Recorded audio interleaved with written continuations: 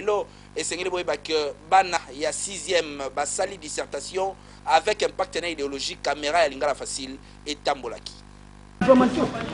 Tongo etani ville ya Kinshasa ezalaki na couleur mibale bleu blanc ba finaliste lelo nezalaki mukolo na bango bazoya kosala épreuve ya examen d'état oyo babengaka dissertation 47e édition oyo caméra lingala facile et constataki yango na ngambu ya district ya Moamba surtout mingi na commune ya Matete ne bozali komona na Tongo ba finaliste moto na moto zali kokende na makadam na nzela misu bazoki mananda kuna bango meton bazali kotambola ezala ba finaliste mususu ayebite soki akosala examen dissertation parce que nanu azui makaro na yete net na école oyo problème ya makaro et se poser na ndenge ya kosakana te ndenge déjà awa ba finaliste bazali ko expliquer que de travailler examen to ezaba pesa biso ka makaro bote ke siko na centre te barane tout travail le premier jour mon raison parce que on travaillait déjà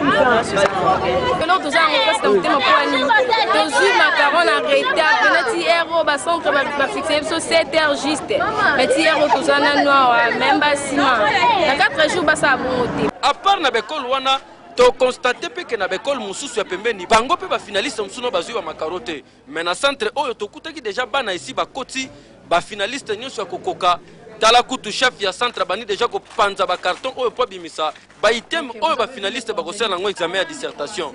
babandi ko kabola ba item tala mutu na mutu concentration na ndenge na ye mwana moso musazo samba na mupanzi kuna simba mutu ndeko musazo bata ko bandela wapi ko suka wapi constant musuto salaki ba finaliste bazokende ko suba trop misu bazobeta ba tour rebelle alors qu'il fallait bazala concentrer moi ko banga zalaki na ba finaliste mususu ndenge to constataki awa examen l'étude moi bien pour na ba ko ba sala comment comprendre dissertation difficulté ezati par le même celle la difficulté à cause to azazo bato azuité ya solo dans l'ensemble na oyo to monaki à part makamu ya ba makaro compliqué ki ba finaliste belé pan na basali examen na bango ya dissertation avec un partenaire idéologie ndenge kaka toujours ezalaka osali mais résultat nyonso ebanaka na suka oyo babangaki bazalaki mais dans l'ensemble dissertation betami kitoko mobiba